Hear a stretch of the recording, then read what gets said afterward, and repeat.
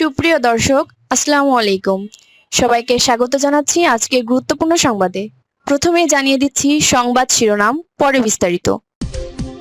নির্বাচনী সহিংসতা, বাউফলে বিএনপি জামায়াত সংঘর্ষ, আহত ৫০।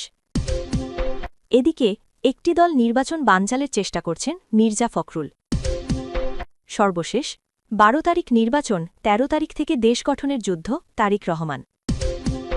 শুনছিলেন সংবাদ শিরোনাম, এখন বিস্তারিত। তার আগে হৃদয় ছুঁয়ে যাওয়া একটি অনুরোধ।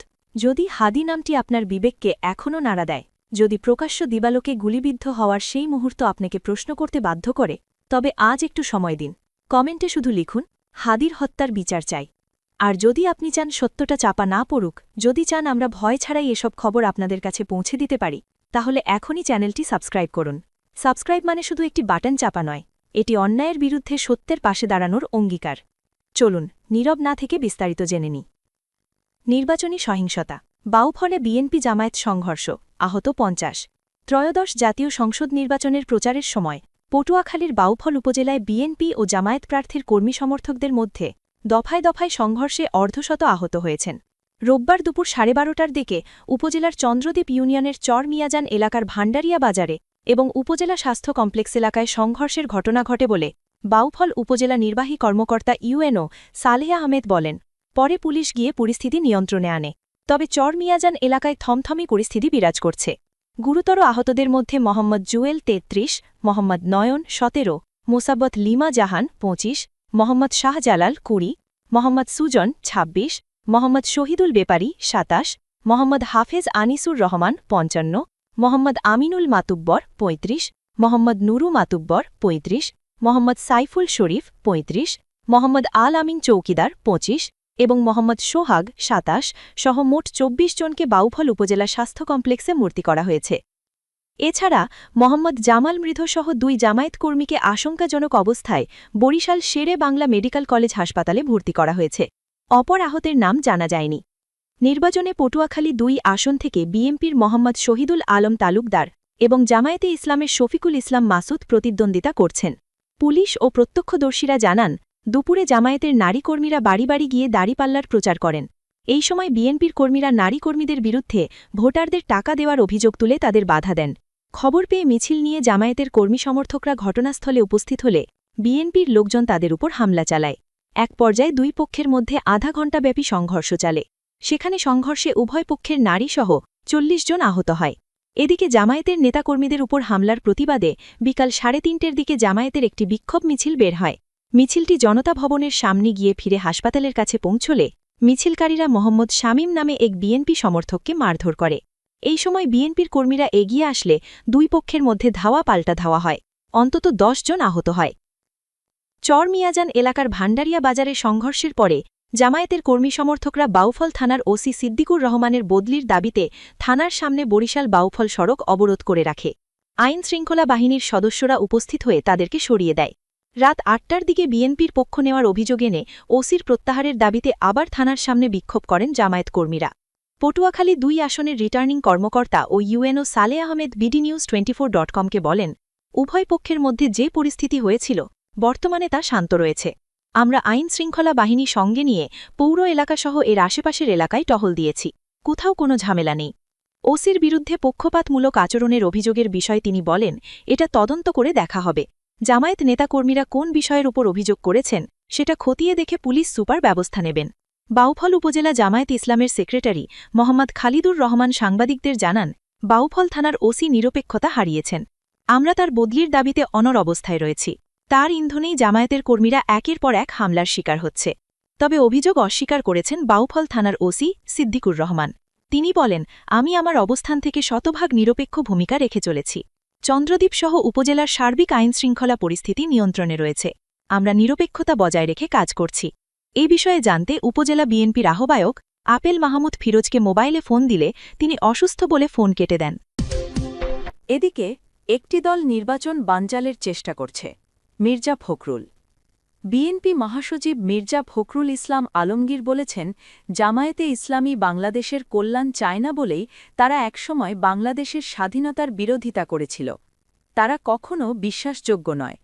একমাত্র বিএনপিই পারে দেশের অর্থনীতিকে স্থিতিশীল করে মানুষের চাহিদা পূরণ করে দেশকে সামনের দিকে এগিয়ে নিতে। রোববার ৮ ফেব্রুয়ারি পঞ্চগড়ের দেবীবাঞ্জ দেবদারুতলায় পঞ্চগড় ২ আসনের বিএনপি প্রার্থী ফরহাদ হোসেন আজাদের পক্ষে জনসভায় প্রধান অতিথির বক্তব্যে তিনি এসব কথা বলেন। বিএনপি মহাসচিব বলেন, একটি দল নির্বাচনকে বানচালের চেষ্টা করছে। এ বিষয়ে সবাইকে সজাগ থাকতে হবে। ১২ তারিখের নির্বাচনে বিএনপির বিজয়ের মধ্য দিয়ে বাংলাদেশের বিজয় নিশ্চিত করতে হবে। এ সময় তিনি দেশের সার্বিক উন্নয়নে তারেক রহমানের মহাপরিকল্পনা বাস্তবায়নের লক্ষ্যে সবাইকে ধানের শীষ মার্কায় ভোট দেওয়ার আহ্বান জানান। জনসভায় পঞ্চগড় ২ আসনের প্রার্থী ফরহাদ হোসেন আজাদ তার বক্তব্যে জামায়াতকে স্বাধীনতা বিরোধী ও নারী বিদ্বেষী আখ্যা দিয়ে তাদের আগামী ১২ তারিখের নির্বাচনে ব্যালট বিপ্লবের মাধ্যমে রুখে দেওয়ার আহ্বান জানান। উল্লেখ্য, আগামী ত্রয়োদশ জাতীয় সংসদ নির্বাচনে পঞ্চগড় ২ আসনে ধানের শীষ প্রতীক নিয়ে ফরহাদ হোসেন আজাদ, ১১ দলীয় জোটের প্রার্থী হিসেবে দাড়িপাল্লা প্রতীক নিয়ে সাফিউল আলম সুফিসহ মোট ৮ প্রার্থী প্রতিদ্বন্দ্বিতা করছেন। সর্বশেষ ১২ তারিখ নির্বাচন, ১৩ তারিখ থেকে দেশ গঠনের যুদ্ধ। তারেক রহমান। বিএনপির চেয়ারম্যান তারেক রহমান বলেছেন, আগামী ১২ তারিখ নির্বাচন হলে ১৩ তারিখ থেকে দেশ গঠনের যুদ্ধ শুরু হবে। সেই যুদ্ধে সবাইকে বিএনপির পাশে থাকার আহ্বান জানিয়েছেন তিনি। একই সঙ্গে ভোটদানের সঠিক ব্যক্তি নির্বাচন নিয়ে ভোটারদের সতর্ক থাকারও পরামর্শ দিয়েছেন তিনি। রোববার রাতে রাজধানীর বাড্ডার সাতারকুলের সানভ্যালি মাঠে ঢাকা ১১ আসনের নির্বাচনী জনসভায় তারেক রহমান কথা বলেন।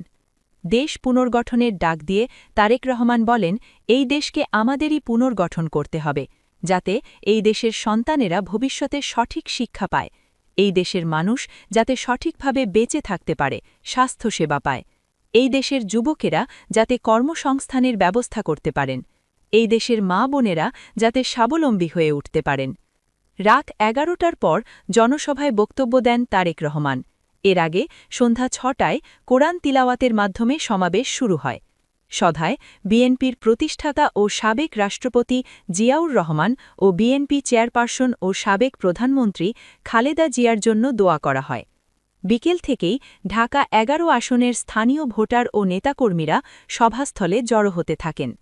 ভোটারদের সতর্ক করে তারেক রহমান বলেন, একটি মহল কিন্তু ষড়যন্ত্র করে যাচ্ছে কিভাবে নির্বাচনকে বানচাল করা যায়, নির্বাচনকে বিতর্কিত করা যায়। তিনি বলেন, পাড়ায় পাড়ায় মহল্লায় মহল্লায় নজর রাখতে হবে, যাতে এই সব গুপ্তরা গিয়ে মানুষকে বিভ্রান্ত করতে না পারে। কেউ যাতে পকেটে করে নকল সিল ভোটকেন্দ্রে নিয়ে যেতে না পারে সে বিষয়ে সতর্ক থাকতে সবার প্রতি আহ্বান জানান তারেক রহমান। তিনি বলেন, পত্রিকার পাতায় খবর দেখেছি গুপ্তবাহিনীর সদস্যরা ব্যালট পেপারে সিল দেওয়ার নকল সিল তৈরি করতে গিয়ে আইন শৃঙ্খলা রক্ষীকারী বাহিনীর হাতে ধরা পড়েছে। ধানের শীষে ভোট চেয়ে বিএনপির চেয়ারম্যান বলেন, এই মুহূর্তে বিএনপি বাংলাদেশের একমাত্র রাজনৈতিক দল যাদের দেশ পরিচালনা করার মতো অভিজ্ঞতা রয়েছে, যাদের দেশ পরিচালনা করার মতো পরিকল্পনা রয়েছে, যাদের দেশ পরিচালনার কর্মসূচি রয়েছে।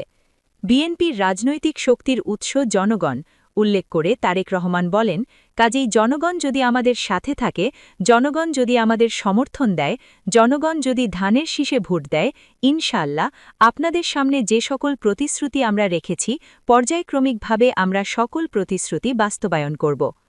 আগামী ১২ তারিখ সঠিক জনপ্রতিনিধি নির্বাচিত করার মাধ্যমে দেশ পুনর্গঠনের রাজনীতি শুরুর কথাও উঠে আসে বিএনপির চেয়ারম্যানের বক্তব্যে।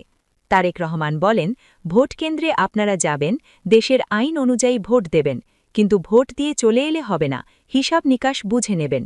দীর্ঘ বক্তব্যে তারেক রহমান নারীদের জন্য ফ্যামিলি কার্ড ও কৃষকদের জন্য কৃষক কার্ড চালুর প্রতিশ্রুতি দেন।